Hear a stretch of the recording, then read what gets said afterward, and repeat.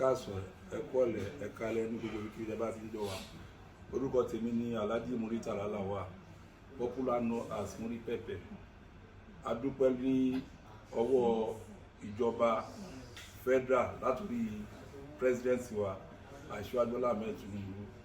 A dúpẹ́ lọ́wọ́ ìjọba ìlú Èkó látòrí gómìnà wa Selebu Babájídé Sanwó-Olú.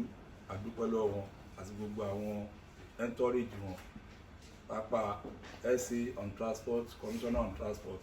A dúpẹ́ lọ́wọ́ gbogbo àwọn tó ń bá dá sí ọ̀rọ̀ union ní ìlú Èkó. Gẹ́gẹ́ bí ẹ ṣe rí tí ó ti sọ fún wa, tí gómìnà tó ti sọ fún wa pé MC Oluomo ni president lókè, Alhaji Mustapha Sego ni state chairman ní Lagos state. Inú gbogbo ọmọ ẹgbẹ́ dùn, gbogbo mẹ́mbà dùn, tọ́dẹ̀ ti náwó sókè tó ṣe ní state house. Everybody come ní pé before 1 month everything máa ṣe kíni, ó máa wà okay. Lẹ́yìn ìgbà yẹn Mr. State Chairman Alhaji Mustapha Sego wọ́n pe gbogbo àwa tá jẹ́ followers wọn ní pé peace tíjọba làwọn fẹ́ làwọn náà fọwọ́ sí. Lẹ́yìn ìgbà yẹn àwa náà make peace fún ara wa. A lọ ṣe meeting lọ́dọ̀ SA to transport. Honorable Ṣọlá Gíwá a wà ń bẹ̀ pẹ̀lú followers Alhaji Musiliu Ayinde MC Oluomo. Ó dẹ̀ bẹ̀ everybody torí everybody give gbogbo grievances wọn, gbogbo àwọn ìwà tó wù nígbà tó wà lórí ipò chairman. Ó bẹ̀ everybody, ó dẹ̀ kó gbogbo àwọn followers wọn, ó kò lé new chairman lọ́wọ́ Alhaji Mustapha Sego pé gbogbo yín sì yín ẹ ti di ọmọ state chairman, gbogbo wa dẹ̀ dì mọ́ra wa, ẹ ti di ọmọ state chairman Mustapha Sego, a dẹ̀ dì mọ́ra wa, ya fọ́tò gbogbo ilẹ̀ lórí social media pé ká fáwọn ní support fún president lókè. Ta dẹ̀ fún wọn ní àjọ pé àjọ máa kẹ́yẹ lọ síbẹ̀ ni, a dẹ̀ máa fún wọn ní full support, a dẹ̀ ṣe gbogbo ẹ̀. Lẹ́yìn ìgbà yẹn a tún lọ sọ́dọ̀ commissioner of police gẹ́gẹ́ bí nǹkan tá ti sọ́lẹ̀ síbẹ̀ tẹ́lẹ̀ tó ní ká lọ ṣe meeting of bá ṣe máa change the transformation of government.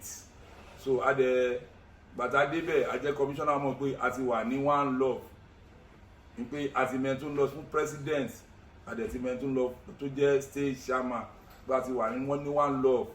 Inú àwọn security personnel inú wọn náà dùn ní pé a ti wà ní one love, tó wá dẹ̀jọ́ ṣeré ń bẹ̀ tá ṣe kí ni tá kó ń bẹ̀. Bọ̀ lẹ́yìn ìgbà yẹn another story la tún gbọ́. Àwọn èèyàn wa oṣù kan ó ti pé báyìí, àwọn èèyàn wa ti rò pé oṣù kan tó pé yìí every láti ṣe kí ni láti settle, but Alhaji Musiliu Ayinde ọ̀tọ̀ ni nǹkan tí wọ́n ń sọ fún àwọn followers wọn. Nígbà tá wà ní ta make one love, a sọ fẹ́ gbọ́dọ̀ pé ká lọ sinmi lórí social media, ká sinmi lórí social media, ká má sọ nǹkan kan, both follower president and chairman state Lagos state. But ní àná tí gbogbo wa wò pé wẹ́ state chairman ó give statement pé ó order gbogbo member NURW láti fún APC ní support ní Surulere constituency 2.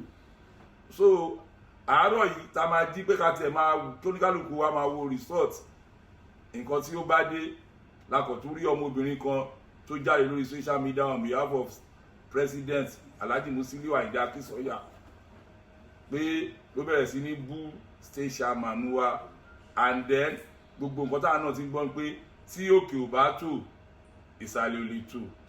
And then Lagos state òtẹ́ náà Alhaji Musiliu Ayinde ti tán láti August ní tẹ́nà wọn ti tán pẹ̀lú former national president. So ọdẹ ti jẹ́ wọ́n ti ṣÒgùn state, wọ́n ti ṣOndo state, èyí tí wà lọ bẹ̀rẹ̀ struggle why tó jẹ́ Lagos state nìkan. And then Alhaji Musiliu Ayinde àwọn nǹkan tó ń sọ fún àwọn ọmọ ẹ̀yìn wọn ní pé tí ò bá kó jẹ́ 6 months lọ́ fi tó òkè, 6 months yẹn náà lọ́ máa tó Lagos state. So à ń fi àkókò yìí a fi ń bẹ gbogbo ẹ̀yin ìjọba, a dẹ̀ ń bẹ ẹ̀yin board of trustees national union lókè, ẹ jọ̀ọ́ ẹ tètè CP torí kò ṣẹlẹ̀ ní Lagos State yìí ká nírú city báyìí tí ó ń gbọ́rọ̀ láti grassroots tó dẹ̀ make sure pé kò sí peace tó pé ní both side. Ẹ jọ ẹ tètè bá wá nǹkan ṣe sí ẹ tètè bá oṣù kan ti pé àwọn èèyàn ń bínú sára àdẹ̀fẹ́ tàjẹ̀ sílẹ̀ lẹ́kọ̀ọ́ oṣù kan ti pé wọ́n ti ṣe Oǹdó wọ́n ti ṣe Ògùn ẹ̀yìn tiwa lọ́bẹ̀rẹ̀ struggle. Ẹ jọ Mr. Musiliu Akínsànyà nǹkan tó ń wá ní pé kí gbogbo nǹkan dàrú ọ̀tọ̀ ní nǹkan tájọ́ máa sọ ọ̀tọ̀ ní nǹkan tó lọ sọ fáwọn followers wọn. Ẹ jọ ẹ̀yin ìjọba ẹ ti bá a mójútó. Thank you very much.